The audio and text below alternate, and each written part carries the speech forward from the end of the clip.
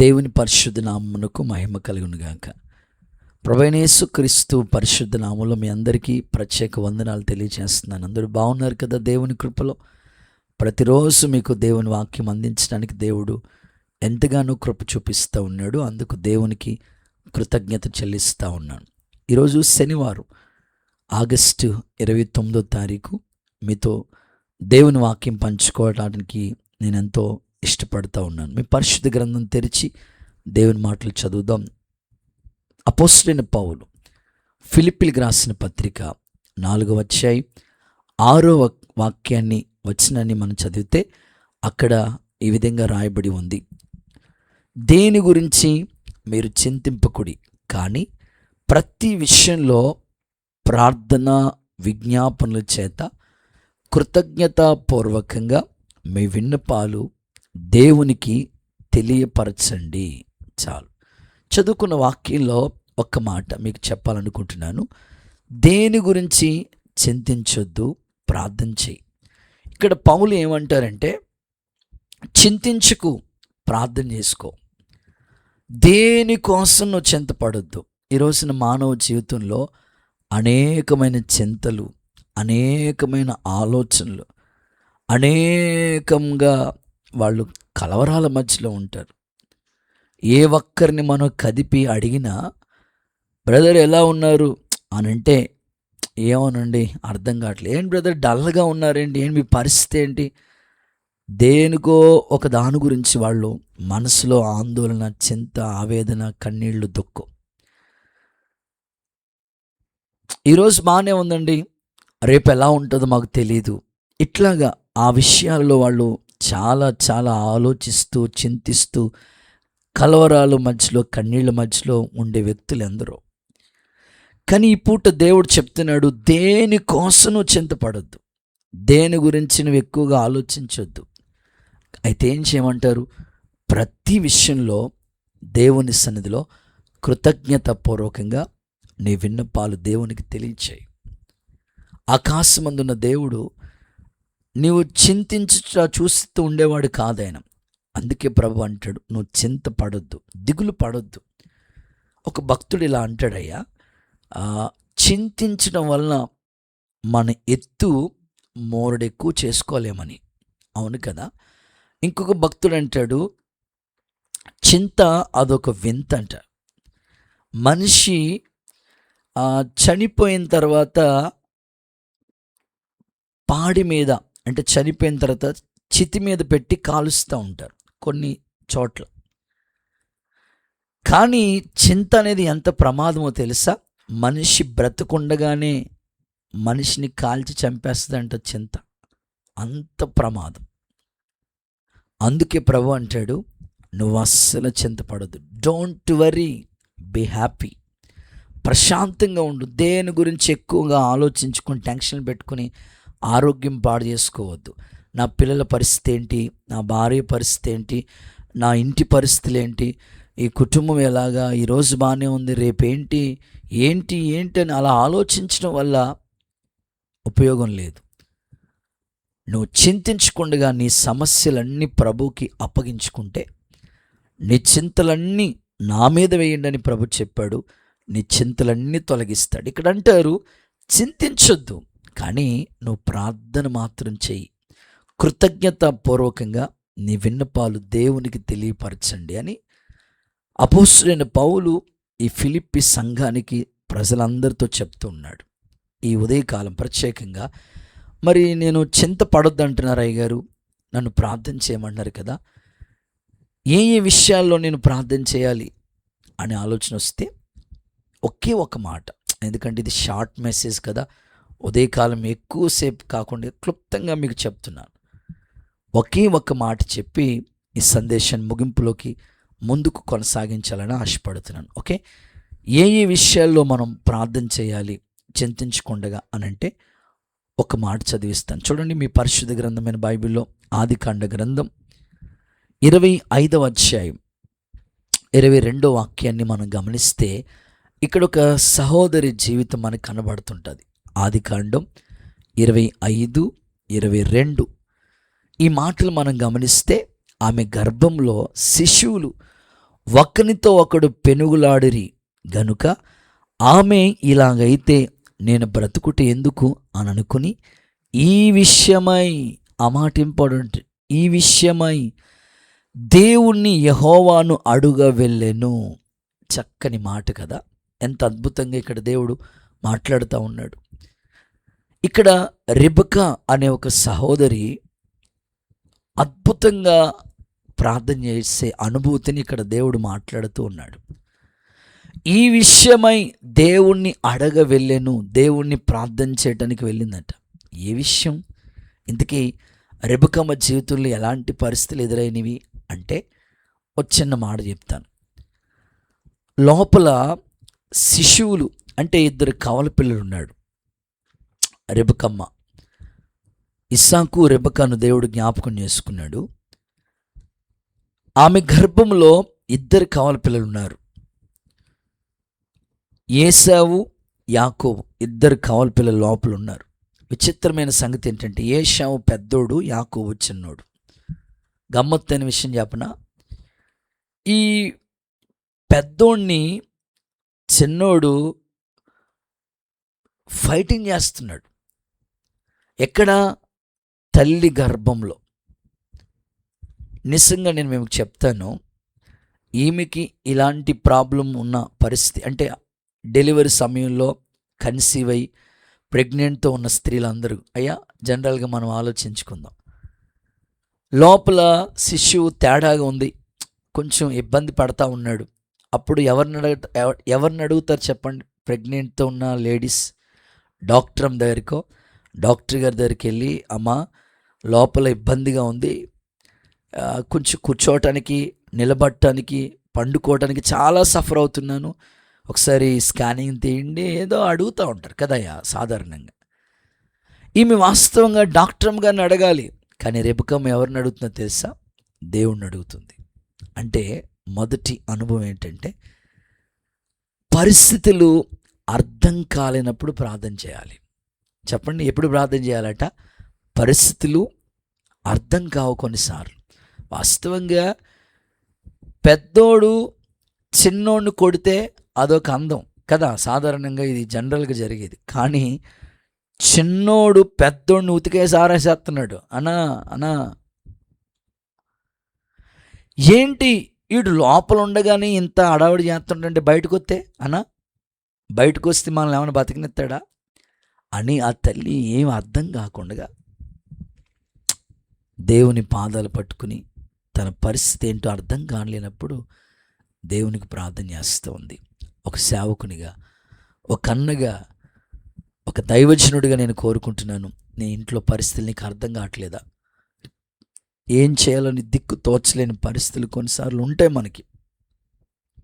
అలాంటి సమయంలో దేవుణ్ణి వేడుకుంటే, దేవుని పాదాల దగ్గర విన్నవించుకుంటే నీ పరిస్థితులన్నిటిని మెరుగు చేసే గొప్ప సహాయాన్ని నీకు దేవుడు అందిస్తాడు.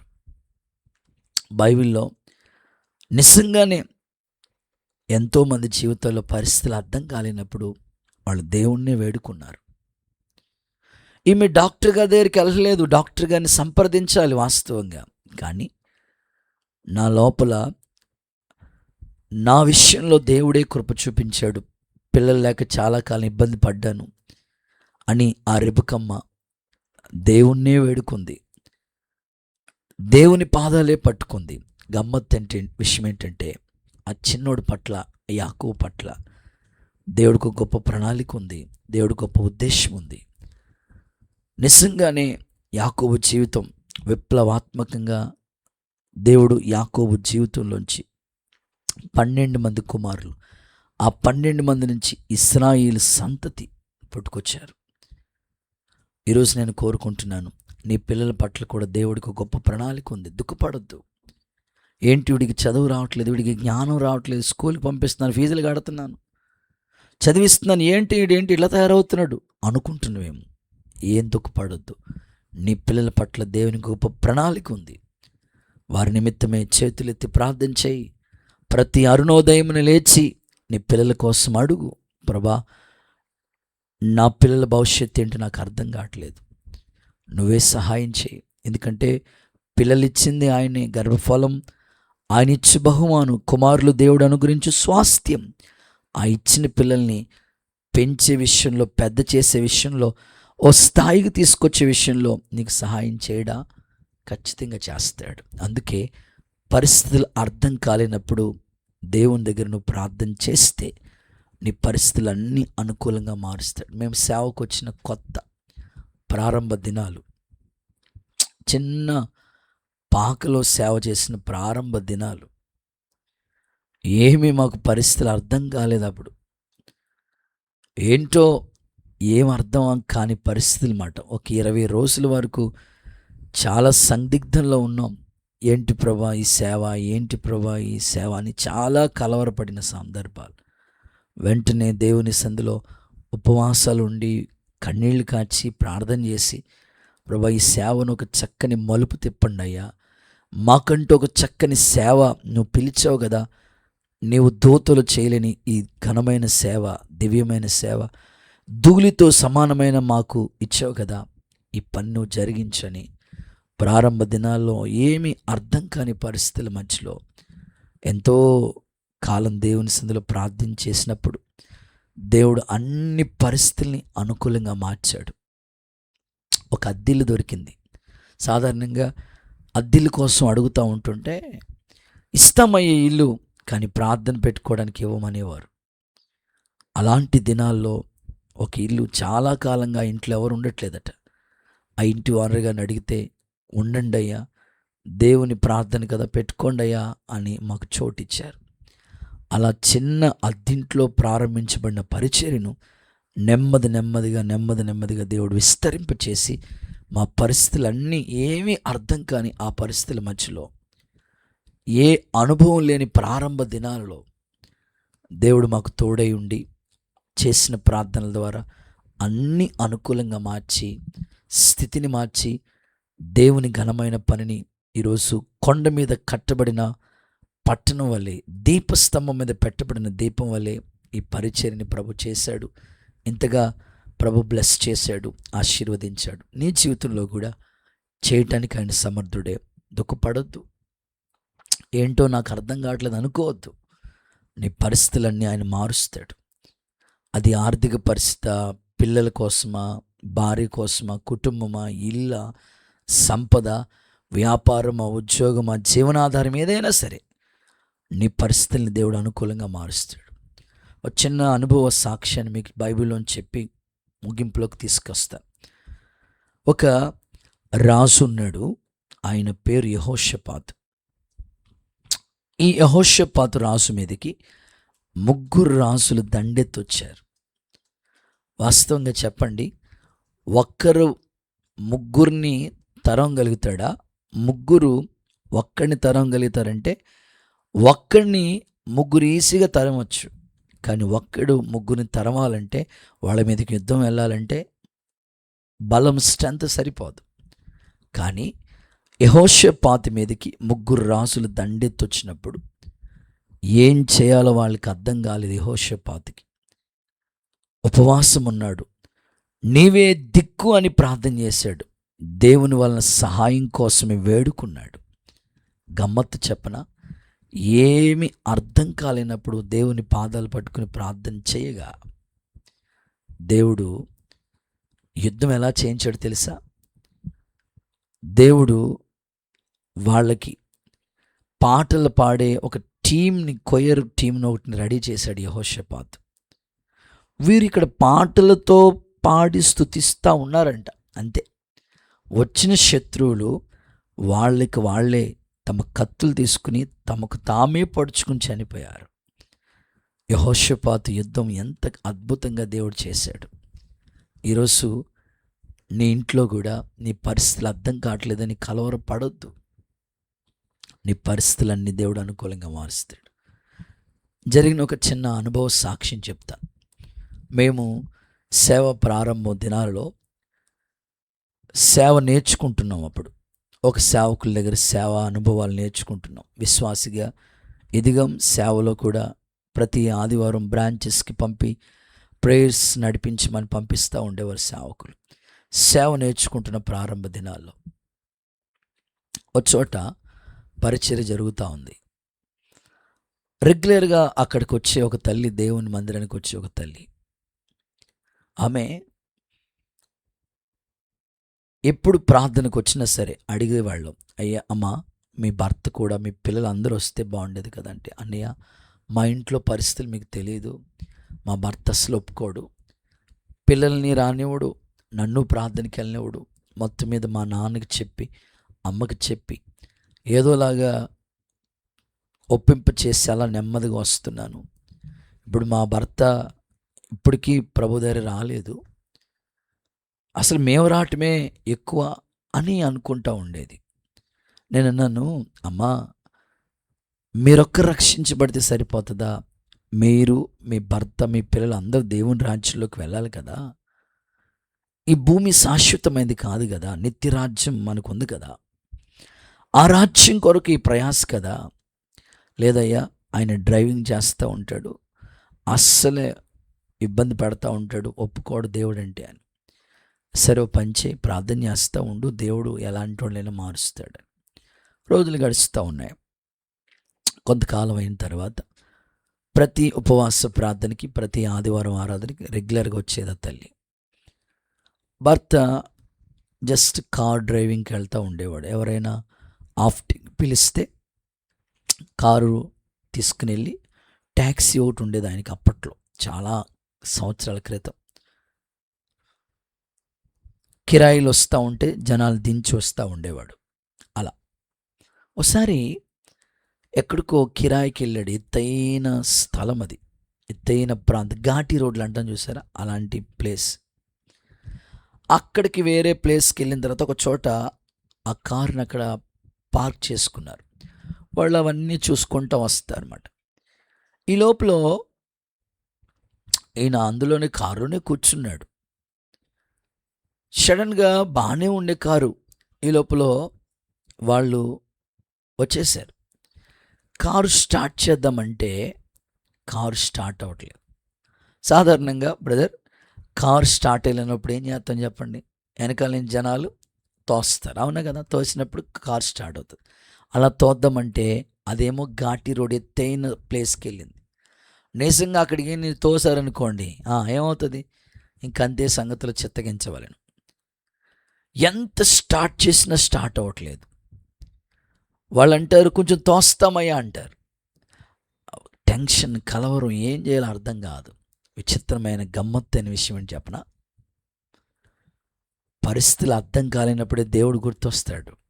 అప్పుడు వెంటనే భార్యకు ఫోన్ చేసి, నువ్వు చర్చికి వెళ్తూ ఉంటావు కదా, ఆమె నా కోసం ప్రార్థన చేయ బాబు, ఇక్కడ చావు బతుకుల్లో ఉన్నాను, ఇదేమో స్టార్ట్ అవ్వట్లేదు, వీళ్ళేమో తోస్తానన్నారు, తోస్తే ఇలోకి వెళ్ళిపోయేటట్టు ఉంది బండి, ఏం చేయాలో అర్థం కావట్లేదు, యేసు బాబుని అడిగా అన్నాడు. ఇంకా దొరికింది కదా అవకాశం అనుకుని వెంటనే చర్చ్ పక్కనే ఉంటే వాళ్ళు ఇల్లు గబగబా పరిగెత్తుకుని వచ్చి దేవుని మందిరంలో మోకాళ్ళు వేసి, ప్రభా మా ఆయన కిరాయికి వెళ్ళాడు, కారు స్టార్ట్ అవ్వట్లేదు, ప్రమాదంలో ఉన్నాడు, నిజంగా అది తోస్తే కింద లోయలో పడిపోతుంది, చాలా ప్రమాదం, నువ్వే తప్పించి ఆ కార్ స్టార్ట్ అయ్యేటట్లుగా చేయండి అయ్యా అని ఏడ్చి కన్నీళ్ళు పెట్టుకుని ప్రార్థన చేసింది. అద్భుతం. ఎంత ప్రయాసపడిన కార్ స్టార్ట్ అవని ఈ ప్రార్థన ద్వారా అద్భుతంగా ఆమె విశ్వాసాన్ని బట్టి ఆ కారు మరలా దేవుడు కనికరించి స్టార్ట్ అయ్యేటట్లు చేశాడు.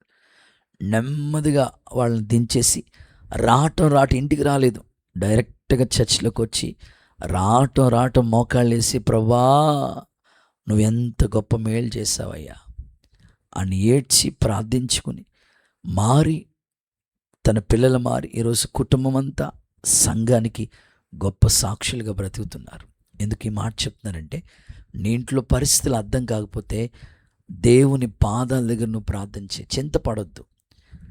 తప్పకుండా దేవుడు నీ ప్రార్థన ఆలకించి నీ పరిస్థితులన్నీ అనుకూలంగా మారుస్తాడు. అలాంటి కృప దేవుడు మీ అందరికీ ఇవ్వాలని మనసారా కోరుకుంటూ ఈ కొద్ది మాటలు దేవుడు మన వెనుకల్లో దీవించునుగాక. ముగిస్తున్నాను. దేని గురించి చింతపడొద్దు, ప్రతి విషయంలో ప్రార్థన చేయండి. ఎలా ప్రార్థన చేయాలి? 1, పరిస్థితులు అర్థం కాలేనప్పుడు ప్రార్థన చేయి. ఓకే, రెబెక్కమ్మ వలె అడుగు దేవుణ్ణి, నీ పరిస్థితులన్నీ అనుకూలంగా ప్రభు మారుస్తాడు. ఈ మాటలు మన వినికుళ్ళు ప్రభు దీవించునుగాక. తల వంచండి, కళ్ళు మూసుకున్న చిన్న ప్రార్థన చేద్దాం. ప్రేమ నమ్మకం కలిగిన మా ప్రభు నీకు వందనాలు. ఈ ఉదయకాలం నీ వాక్యాన్ని విన్న నీ బిడ్డలు జ్ఞాపకం చేసుకుంటున్నాం. దేని గురించి చింతపడొద్దు, ప్రతి విషయంలో ప్రార్థన చేయమన్నారు. ఏ విషయాల్లో ఈ బిడ్డలు చింతపడుతున్నారో ఆ చింత యావత్తు తొలగించండి, కన్నీళ్లు తొడవండి. రెబెకా వలె పరిస్థితులు అర్థం కాలేనప్పుడు నీ పాదాలు పట్టుకుని ప్రార్థించుకుని కృప పొందిన బిడ్డలుగా చేయండి. వాళ్ళ ఇంట్లో ఏ పరిస్థితులు ఉన్నాయో ప్రతికూలమైనవి అనుకూలంగా మార్చండి. యేసు నామములో అడుగుచున్నాము తండ్రి, amen. God bless you. Praise the Lord. Thank you.